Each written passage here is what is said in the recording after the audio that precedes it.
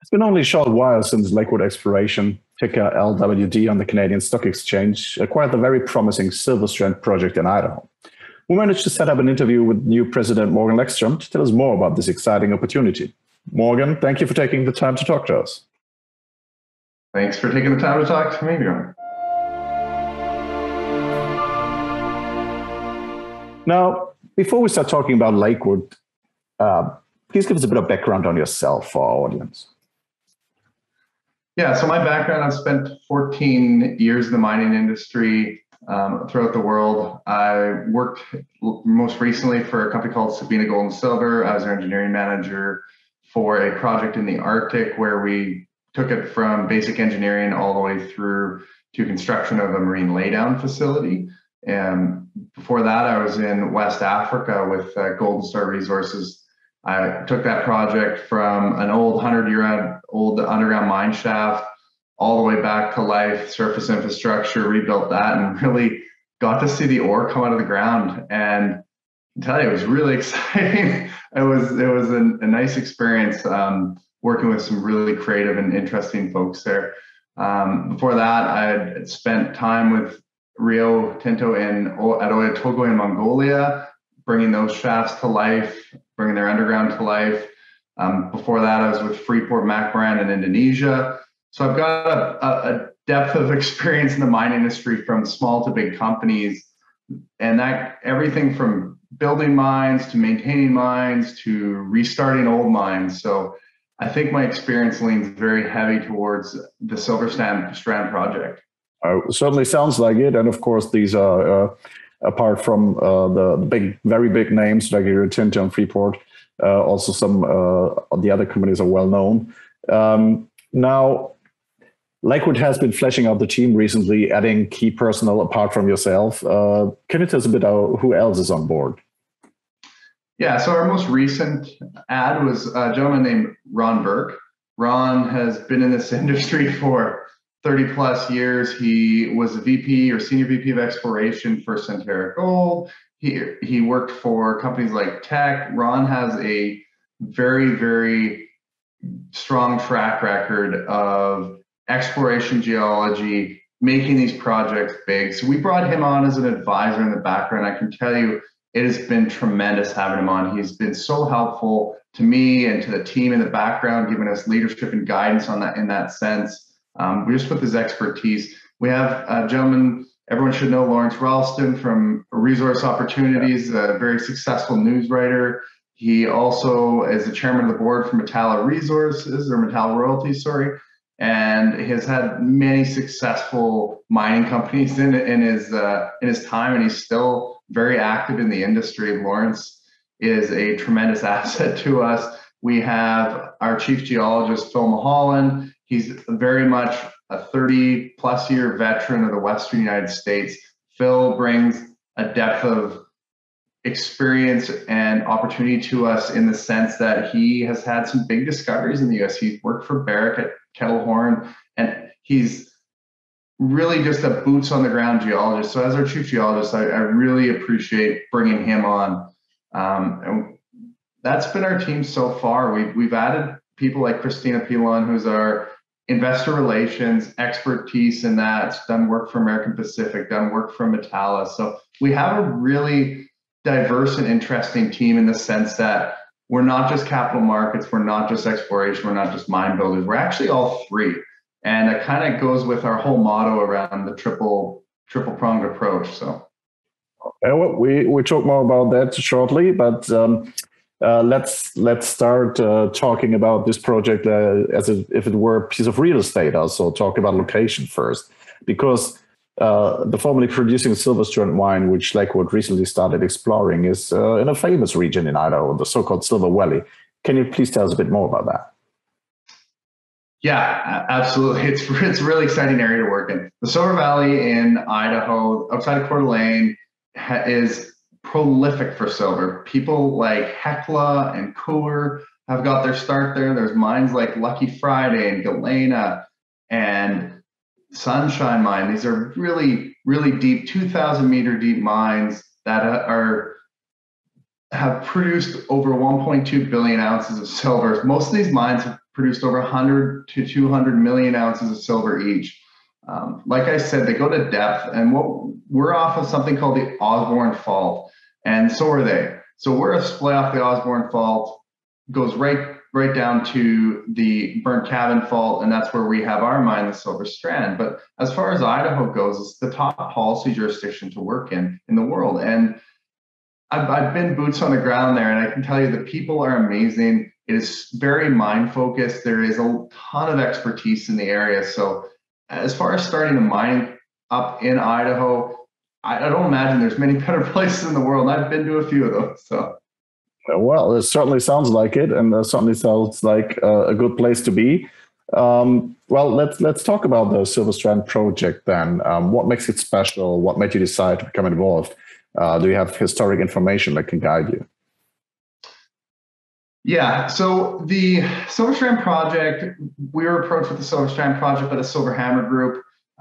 We acquired that obviously in May there, and it's such a unique property in the sense that it was an existing underground mine. It had only ever been mined out to 90 meters of depth, and like I said before, all these mines go down to 2,000 meters plus. So there's that side of it. We have a couple things there. Three main things for Silverstrand.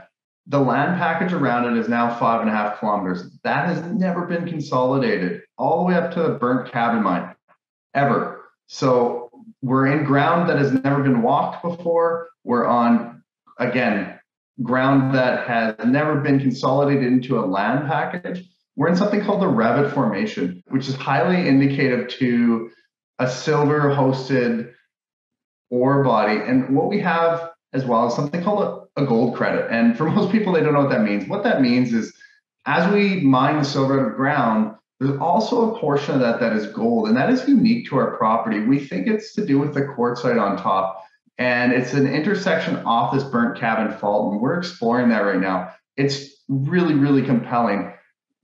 We average about 5.5 grams a ton of gold, and most mines around the world are built on less than a gram a ton of gold. So we're averaging 300 plus grams a ton of silver. Most mines are built between 100 to 250 grams a ton of silver. So you can see that it's really compelling in that sense. It's untested at depth as well. So very strong jurisdiction with a very large land package and very high grades coming out. We've seen some underground grades up to 2,744 grams a ton as well.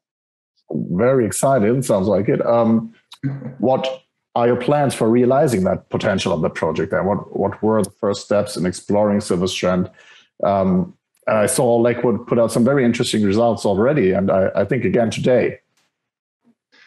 Yep, absolutely, we did. It's really exciting for us, the results today. I was working all yesterday with our team on it, and it really is compelling in the sense that we now have seen mineralization all the way across surface, which means that we're not just testing a theory, it's there. There is strong mineralization and indications of gold and silver all the way across the surface between our Silverstrand mine and all the way past our Burnt Cabin mine, all the way along that 5.5 kilometer strike. So that will give us ideas for targets for drilling. We've also been in the underground, and you know, when you say historic underground, people think, oh, it collapsed, all that kind of stuff. No, I've been in there myself. It's great. It's in really great shape. And we plan to explore with a surface drilling program. Right now, it's currently 14 holes, 2,700 meters. And we want to extend this ore body to depth while we continue concurrently doing all the surface work that we're doing. Okay, so that is your work for this year, or would it take you into next year? What are your plans in that regard for the next, let's say, 12 months?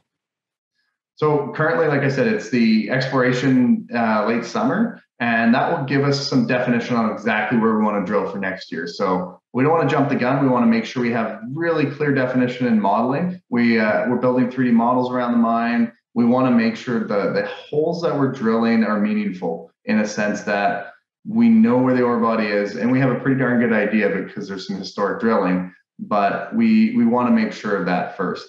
And we also, like I said, we're doing the surface work, and that continues. We're actually getting a UAV drone. So we're doing a MEG survey of surface. We think there's an intersection on the surface that will show up on magnetics. So. Well, that's certainly a great thing with using these drones for doing the magnetics and all the airborne surveys. Wasn't around a couple of years ago, technology, so it's probably very helpful. Now, we've talked a bit about the company, or the team, we talked about the project, especially for big companies too, but especially also for the small explorers or junior explorers, let's say. Sentiment is a big part of potential success. And that, of course, depends on the price of the metal you're looking for, to a large extent at least. So what is your opinion? Where's the silver price going to go, let's say, in the next 12 to 24 months or longer term? Whatever you're comfortable with talking about. Yeah, no, I definitely want to preface that with, for us at Lakewood, we're not reliant on the silver price going up for the shareholders to score a big payoff with their exploration. So it's something that's really important to us. You know, grade, location, ability to mine it, that kind of stuff. So we do have, before I talk about the silver price, we do have that triple-pronged approach of exploration with big payoff, near-term production potential, and acquisitions. And I won't go too far into that one, but stay tuned.